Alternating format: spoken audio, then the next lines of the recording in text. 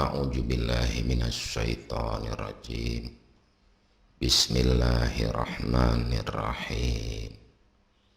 Assalamualaikum warahmatullahi wabarakatuh. Mari kita lanjutkan kajian hari ini tentang beriman kepada yang gaib. Mengimani yang gaib atau mempercayai sesuatu yang tidak nampak. Yang tidak nampak atau yang tidak terlihat belum tentu tidak ada. Salah satu perbuatan yang dikatakan takwa, mempercayai yang gaib. Kita ambil contoh. Yang tidak nampak itu misalnya malaikat, jin, setan, semua itu barang tak nampak. Mempercayai sesuatu yang tidak bisa terlihat, contohnya seperti malaikat tadi, bukan berarti kita menyembah malaikat, tetapi percaya di sini meyakini tanpa keraguan-raguan apa saja yang Allah katakan. Walaupun kita tidak bisa melihatnya, pastilah itu hak. Itulah salah satu contoh beriman kepada yang gaib. Kemudian mengerjakan sholat. Sholat itu dikatakan untuk mengingat Allah. Di dalam salah satu hadis yang diriwayatkan oleh Imam Muslim dikatakan, pada suatu hari kami, Umar radhiyallahu anhu dan para sahabat duduk bersama-sama Rasulullah Shallallahu Alaihi Wasallam. Lalu muncul di hadapan kami seorang yang berpakaian putih, rambutnya hitam sekali dan tidak tampak tanda-tanda perjalanan. Tidak seorang pun dari kami yang mengenalnya. Dia langsung duduk dan menghadap Rasulullah Shallallahu Alaihi Wasallam. Kedua kakinya menghempit kedua kaki Rasulullah dan kedua telapak tangannya diletakkan di atas paha Rasulullah Shallallahu Alaihi Wasallam seraya berkata, "Ya Muhammad, beritahu aku tentang Islam." Lalu Rasulullah Shallallahu Alaihi Wasallam menjawab, "Islam ialah bersahadat bahwa tidak ada Tuhan kecuali Allah dan Muhammad Rasulullah, mendirikan sholat, menunaikan zakat, puasa Ramadan, dan mengerjakan haji." Kemudian dia bertanya lagi, "Kini beritahu aku tentang iman." Rasulullah Shallallahu Alaihi Wasallam menjawab, "Beriman kepada Allah, malaikat-malaikatnya, kitab-kitabnya, rasulnya, hari akhir, dan beriman kepada qadar baik dan buruknya." Orang itu lantas berkata, "Benar, kini beritahu aku tentang ihsan."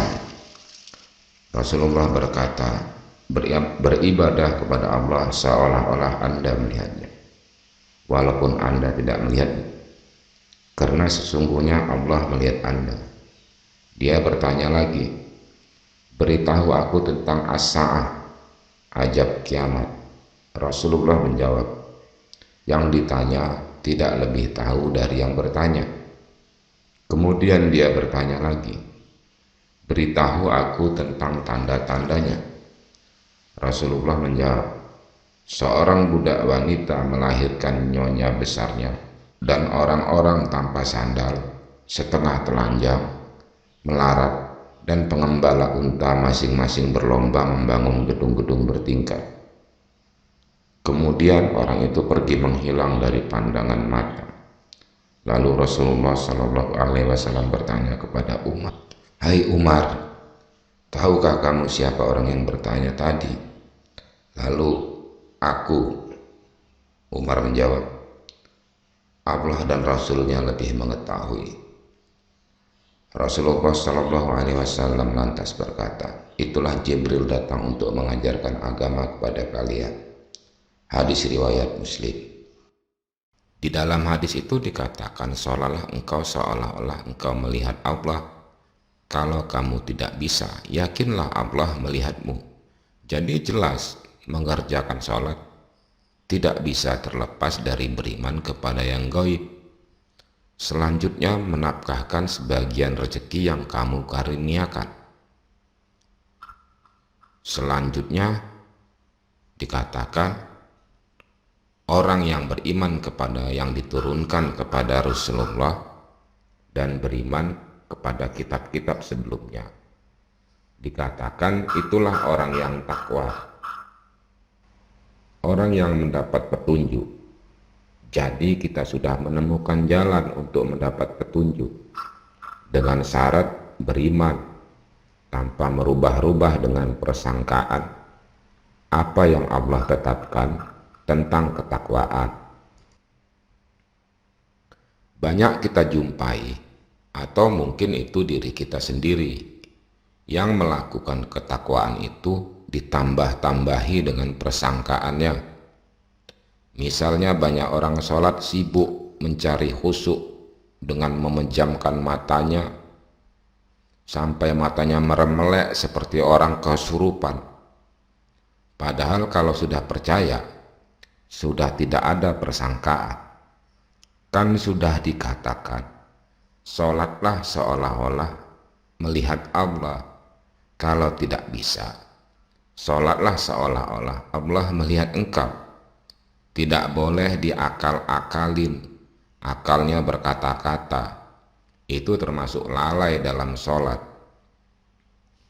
Selanjutnya menafkahkan sebagian rezeki yang kami karuniakan kepada mereka. Ini juga pada prakteknya banyak keliru, karena persangkaan juga. Bagaimana praktek menafkahkan sebagian rezeki dari Allah? Apakah bersedekah itu sudah termasuk menafkahkan sebagian rezeki dari Allah?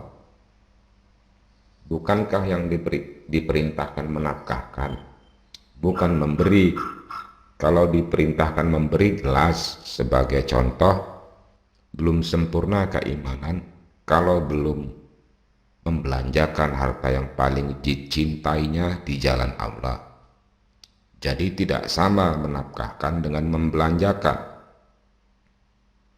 Akan kita pahami kalau kita mengikuti petunjuk di dalam Al-Quran dalam keadaan bertakwa, bukan dalam keadaan bersangka-sangka. Sekian dulu kajian hikmah pandangan keimanan. Pada video selanjutnya, perlahan-lahan kita pahami apa yang Allah perintahkan agar kita bertakwa dan agar Al-Quran ini tetap bisa menjadi petunjuk bagi kita. Ingat, Al-Quran hanya petunjuk bagi orang yang bertakwa, bukan orang yang bersangka-sangka. Assalamualaikum warahmatullahi wabarakatuh.